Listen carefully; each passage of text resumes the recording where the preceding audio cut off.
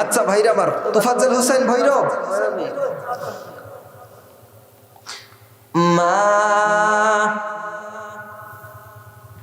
এত বড় আপন ছিল রে আগে বুঝি নাই, মাবুদ যেদিন মা মইরা গেছে মাবুদ গো সেদিন থেকে বুঝি রে মা কত বড় আপন। মাবুদ গো আমার মারা জান্নাত দিও মাবুদ গো, আমার মা কত বড় আপন, ছোট্ট করে পালছে গো মালিক তোমার কাছে দাবি